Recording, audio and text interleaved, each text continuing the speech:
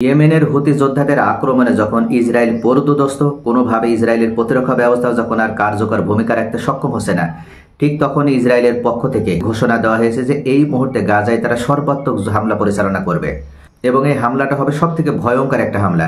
এখনো পর্যন্ত যে হামলার মুখোমুখি গাজাবাসী হয়নি। এই ঘোষণা দেওয়ার মাধ্যমে বেনিয়ামিন নেতানিয়াহু স্পষ্টভাবে জানিয়ে দিয়েছে এতদিন তারা গাজাবাসীকে ছাড় দিল, এবার আর ছাড় নয়।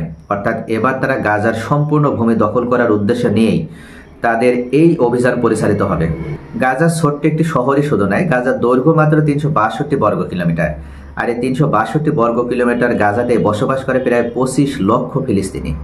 ইতিমধ্যে 18 মাস ধরে ইসরায়েল গাজার বিরুদ্ধে যে যুদ্ধ পরিচালনা করছে, তাদের উদ্দেশ্য ছিল গাজাকে ধ্বংসস্তূপে পরিণত করা এবং গাজায় হামাসের শক্তি নির্মূল করে দেওয়া। কিন্তু কোনোভাবেই তারা হামাসকে নির্মূল করতে সক্ষম হচ্ছে না। শুধু তাই নয়, এই মুহূর্তে ইসরায়েলের জন্য সবথেকে আতঙ্কের বিষয় হয়ে দাঁড়িয়েছে হুতি যোদ্ধারা। ইয়েমেনের এই সশস্ত্র যোদ্ধারা বা ইয়েমেনের এই প্রতিরোধ যোদ্ধারা ইতিমধ্যে ইসরায়েলে সর্বাত্মক যুদ্ধের ঘোষণা দিয়েছে এবং ইসরায়েলি একের পর এক ক্ষেপণাস্ত্র হামলা অব্যাহত রেখেছে এবং সর্বশেষ ইসরায়েলের প্রধান বিমানবন্দরকেও তারা গুড়িয়ে দিয়েছে। এই মুহূর্তে ইসরায়েলের উদ্দেশ্য হচ্ছে তারা সম্পূর্ণ গাজাটা দখল করে নেবে এবং গাজায় যে জনগণ রয়েছে তাদেরকে মিশরের সিনাই উপত্যকায় যেতে বাধ্য করবে। ইতিমধ্যে গাজার যে 362 বর্গ কিলোমিটার আয়তন, তার অর্ধেক এখনো পর্যন্ত হামাসের দখলে রয়েছে এবং বাকি অর্ধেক ইসরায়েলি সেনাবাহিনীর দখলে রয়েছে। অর্থাৎ উত্তর গাজা ইসরায়েল সম্পূর্ণভাবে দখল করে নিয়েছে। সেখানে হামাসের তৎপরতা একেবারে নেই বললেই চলে। কিন্তু দক্ষিণ গাজাতে গাজার অধিবাসীরা সেখানে অবস্থান করছে এবং তাদের ভিতরে হামাস আত্মগোপনে রয়েছে বলে ইসরায়েলের পক্ষ থেকে দাবি করা হচ্ছে। শুধু তাই নয়, দক্ষিণ গাজাতে অবস্থিত এবার এই 24 লক্ষ 25 লক্ষ ফিলিস্তিনিদেরকে সেখান থেকে বিতাড়িত করবে এবং সিনাই উপত্যকায় যেতে বাধ্য করবে এবং হামাসকে পুরোপুরি নিশ্চিহ্ন করা হবে বলে ঘোষণা দিয়েছে। এবার ইসরায়েলের পক্ষ থেকে অভিযান পরিচালনার জন্য তাদের 1 লক্ষেরও বেশি রিজার্ভ সৈন্যকে ডেকে পাঠানো হয়েছে।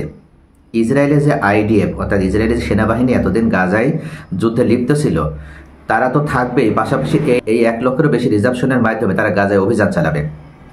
অর্থাৎ এটাকে তারা সর্বাত্মক স্থল যুদ্ধ হিসেবে ঘোষণা করেছে।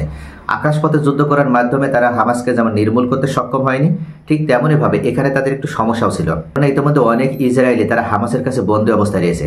আর আকাশপথে যুদ্ধ করলে বা আকাশপথে একের পর এক হামলা পরিচালনা করলে সেখানে হিতে বিপরীত হওয়ার সম্ভাবনা ছিল। অর্থাৎ হামাসকে লক্ষ্য করে যদি হামলা করা হয়, সেক্ষেত্রে দেখা যাবে যে অনেক সময় ইসরায়েলিদের উপরে আক্রমণ পরিচালিত হতে পারে, যার কারণে ইসরায়েলের ভিতর থেকে বেনিয়ামিন নেতানিয়াহু চরম চাপে রয়েছে।